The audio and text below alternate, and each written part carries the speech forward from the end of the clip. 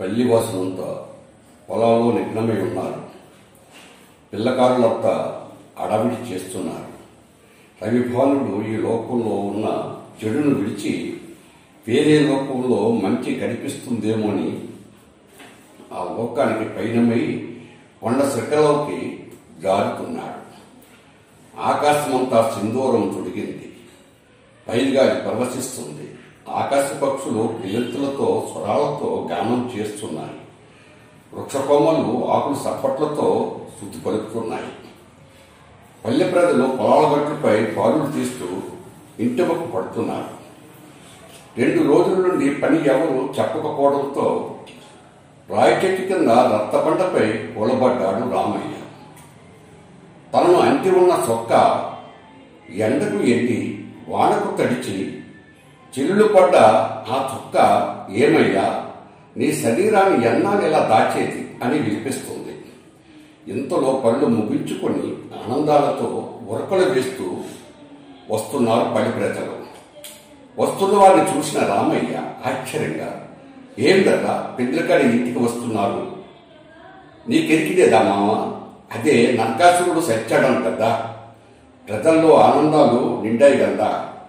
అందుకని చీకటి పారదోలి వెలుగు వచ్చింది గందా. అందుకని గుంటములకు దానాలు చేయించి కొత్త గుడ్డ ముక్కలు తొడిగించి వాళ్ళ చేత మతాన్ని కాల్పించాలి. రామయ్యను చూసి, ఏంది మామ, ఈరోజు కూడా ఎవరూ పని చెప్పలేదా అన్నది పుండికి పొల్లకూడైనట్టు. మంగి అనడంతో బాధగా తల ఊపుతాడు. ఏంది ఇంటికి రావేంది? తల్లి లేని గుంటమ్మ, అది నీ కూతురు మళ్ళీ వీధిలో గుంటంలో మతాలు కాలుస్తుంటే ఉసూరు మనదా? ఉంటుమా, ఇంటి వద్ద నా గుంటంలో నా కోసం ఎదురుచూపు చూస్తుంటారు, ఉండు అని విసురుగా వెళ్ళిపోతాది. మంగి మాటలకు రామయ్య గుండె పెగిలిపోద్ది. నిబ్రపరుచుకొని చేతికర్ర చేత పెట్టి ఇంటికి చేరుకొని చేతికర్ర కిందకి వాడుస్తాడు. ఆ శబ్దానికి పొయ్యిలో నక్కి ఉన్న పిల్లి తుర్రున ఎగిరి గంతేసడంతో చూసిన రామయ్య, నీది నాది ఒకే బ్రతుకు అనుకుంటూ పక్కనే ఉన్న మంచాన్ని వాల్చుకొని బరువుగా కూర్చుంటాడు. తన దీనస్థితిని గుర్తు చేసుకుంటూ, అందరి పిల్లలా నా కూతురు పెట్టి పుట్టలేదు అని తన హృదయం నుంచి వస్తున్న ఆవేదనాన్ని చేత్తో హత్తుకుంటూ వేడిని చల్లార్చుకోవాలని కళ్ళ నుండి దూసుకు వస్తున్న కన్నీరు ఆపుకోలేకపోతున్నాడు. పెదాలు వణుకుతున్నాయి. కంఠనాథాన్ని పెదవులతో బంధించలేకపోతున్నాడు. ప్రయత్నం విఫలమైంది. 2 పెదవులు పిల్లుమని పగలడంతో అత్తనాదం ఘోషించింది. చీకట్లు కమ్ముకుంటున్నాయి. 2 రోజుల నుండి కూతురికి ఎంత ముద్ద పెట్టలేని తండ్రిగా అవిటివాడినయ్యా. ఆ భగవంతుడు నన్ను ఎందుకిలా భరిస్తున్నాడో, నేను ఏ పాపం చేస్తానండయ్యా. నాతో పాటు ఏడవని ఆడకూతుర్నిచ్చి అవిటిదాన్ని చేశావు కదా అని దుఃఖాన్ని పంచుకుంటాడు. గ్రామాన్ని పూర్తిగా ఆవరించింది చీకటి. ప్రతి వాకిట్లో స్నానాల శబ్దాలు మోగుతున్నాయి. ఆ చీకటిలో కుర్రకోరలంతా కొత్త బట్టలు వేసుకుని కోలాహలం చేస్తుండటంతో మళ్ళీ చెవులో పడడంతో కుంటుకుంటూ వెళ్లి వారి వద్ద నిల్చొని చూస్తుంటారు. కుర్రకారులంతా మళ్ళీ చూసి, ఏమే కుంటిదానా ఇలా వచ్చావని గేలి చేయడంతో తన అవిటితనాన్ని గుర్తు చేసుకుని వారి ఎత్తిపొడి మాటలకు ఆ పసి హృదయము గుక్కలా బద్దలయ్యింది. దుఃఖాన్ని ఆపుకోలేక 2 పెదవుల నుండి ఏడ్పు రాగము పుంజుకుంది. 2 రోజుల నుండి భోజనం లేక పెదవుల్లో జీవిక లేదు.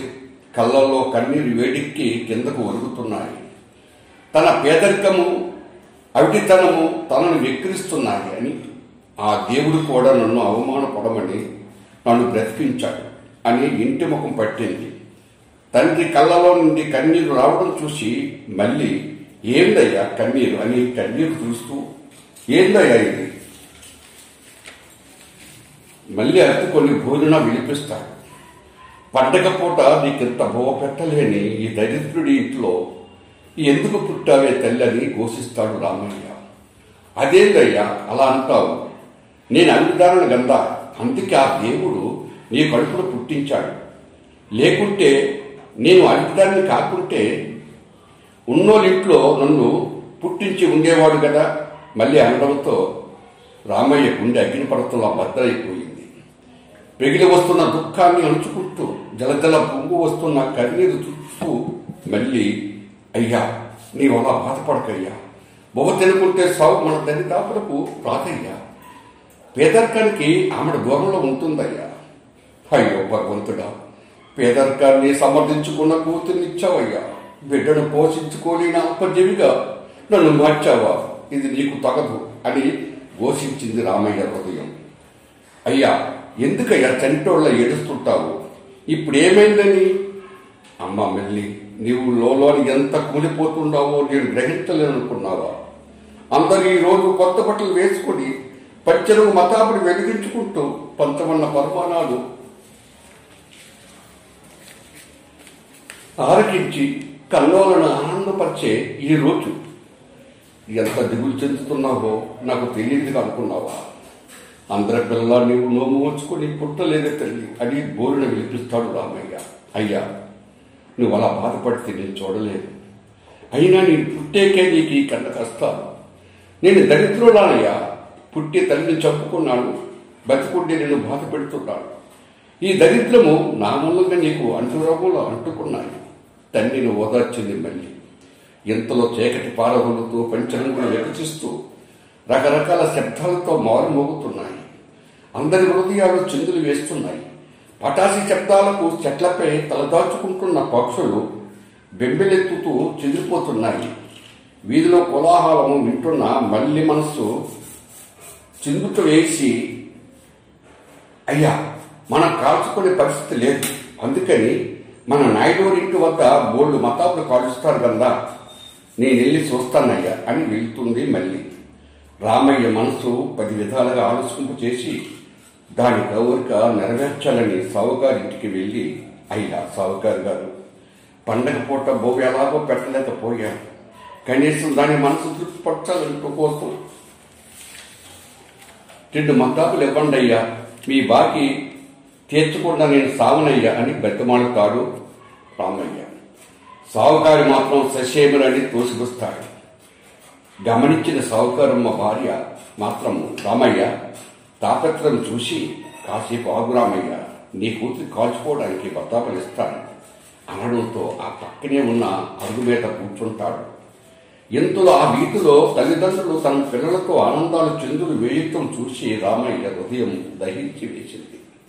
తన దీనస్థితిపై అసహించుకుంటాడు. సావుకారం ఎప్పుడు పిలుస్తుంది, ఆమె ఇచ్చిన బతాకులు నా మడి చేత నేను దగ్గర నుండి కాల్పించి దాన్ని సంతోషపరుస్తానని ఊహాలోకంలో తేలిపోతాడు. అలా వచ్చిన మళ్ళీ నాయుడు గారి ఇంటి ముందు గుమిగూడి ఉన్న కుర్రకారులంతా మతాబులు కాలుస్తులకు శబ్దాలకు గంతులు వేస్తుంటారు. వారు వేస్తూ కుప్పగంతులకు మళ్ళీ ఉత్సాహంతో చప్పట్లు కొడుతూ ఒంటికాలపై గెంతుపోయి కూలిపడిపోతుంది. అది చూసిన కుర్రకారులంతా తన చుట్టూ తిరుగుతూ చప్పట్లు కొడుతూ ఏడిపిస్తారు. ఇది చూసిన నాయుడు భార్య కుర్రకారులందరినీ కోపగిస్తూ, ఏమంటారా, అది అమ్మిదాయి అనేగా, దాన్ని నేవనెత్తమని మాని దానిని అవమానపరుస్తారా, తప్పు కాదు అని మళ్ళీని నేవనెత్తి, రావే మెల్లి కొద్దిగా పులియారు తిందువు గాని అని ఇంటి తీసుకొని వెళ్ళి ఆకులో పులియారు పిండి వంటలు తెస్తూ అలా కూర్చొని తినవే అంటుంది. మళ్ళీ ఆ వంటకాలను చూసి మళ్ళీకి 2 రోజుల నుండి పసుపు ఉండడంతో ఆకలి దహించి వేసింది. ప్రాణం పోతుందన్న ప్రాణానికి ప్రాణం పోసినట్లయిందని ఆతృతగా ఒక గాలి తీసి నోట్లో పెట్టబోయి ఆగి ఆకును ముడుస్తుంది. ఇది గమనించిన నాయుడు భార్య, ఏమే మళ్ళీ తినకుండా ఆకు ముడుస్తున్నావు? లేదమ్మగారు, ఇది ఇంటికి తీసుకెళ్ళి అయ్యా నేను తింటాను. 2 రోజుల నుండి అయ్యకు పని దొరక్క బోరు నీళ్లు తాగి ప్రాణం నిలబెట్టుకుంటున్నాను.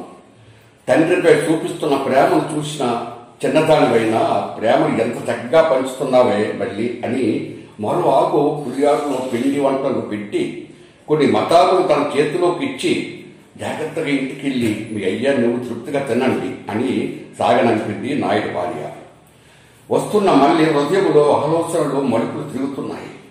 ఈ రోజు పుణ్యమా అంటూ అయ్యా నేను కడుపు నిండా తినమని అమ్మగారిస్తుంది. 2 రోజుల నుండి ఆకలి తట్టుకోలేక నిద్ర మాకు దూరమైంది. కడుపు నిండా తిని అయ్యా నేను హాయిగా నిద్రపోతామని ఆనందంతో తగ్గింపులై ఇంటి ముఖం పట్టింది. వెలుగులో నుండి చీకట్లో అడుగు పెట్టగానే కళ్ళు మసకలు కమ్మాయి. దారి కానరాక తగ్గింపులు అవడంతో కాళ్ళకు రాయి తగిలడంతో ఆ పక్కనే ఉన్న పాడుపడ్డ నూతిలో తూలిపోతుంది. తలకు గాయమై గంభీరంగా అయ్యా అని కేక వేస్తోంది. ఆ కేక విన్న కుర్రకారులు పెద్దవాళ్ళు పరుగున పాడుపడ్డ నూతి దగ్గరకు రాగా మూలుగులు రావడంతో టార్చ్ లైట్ ఆ నూతిలో వేసి చూడగా రక్తమడుగుల్లో పడి ఉన్న మలిని చూసి నిర్ఘాతులయ్యారు. మెల్లగా మలిని పైకి తీశారు. ఇంతలో రామయ్య మతాబులు పట్టుకొని వస్తూ గుమిగూడి ఉన్న జనాన్ని చూసి వారి మధ్యలో ఉన్న మలిని చూసి బోరిన వినిపిస్తూ గుండె హత్తుకొని, చూడవే నీకోసం మతాబులు తెచ్చానే, నీ కొడుకుకి కూడు పెట్టలేకపోయినా నిన్ను తృప్తిపరచడం కోసమే తెచ్చానే ఈ మతాబులు అని వీధులన్నీ దద్రీలలా ఏడుస్తున్నాడు రామయ్య. ఇంతలో మళ్ళీ కడప్రాణంతో కళ్ళు తెరిచి, ఏం ఏడుస్తున్నావా? ఇక్కడ మనకు కూడు దొరకదయ్యా, నాతో వచ్చేవయ్యా, పైలోకంలో కడుపు నిండా కూడు దొరుకుతుంది అని. అదిగో అమ్మ కూడా మనల్ని ఇద్దరిని రమ్మంటుంది, రారా అని ప్రాణాలను ఇస్తోంది. మళ్ళీ రామయ్య కూతురు చనిపోయిందని గ్రహించి దద్రీలా ఏడుస్తూ కూతురు శవంపై వాలిపోతాడు. నాయుడు గారి భార్య చూసి, ఏమే మంగి, మీ మామ తృప్తట్టు ఉంది, నేవనెట్టి ముఖంపై నీరు కొట్టవే అని అంటుంది. మంగి నీరు తెచ్చి లేవదీగా మెడ వాలిపోగా, మామో నీ కూతురుతో పాటు నువ్వు కూడా వెళ్ళిపోనావా అని మేదపడి ఏడుస్తుంది. నాయుడు గారి భార్య అందరినీ చూసి, ఏమర్రా వీరిని ఇరువురిని దానపరచాలి, ఏమంటారు? అందరూ ఏముంది, మన ఊరు వారు కాబట్టి వారికి అయ్యే ఖర్చు మనమందరము పంచుకుందాము.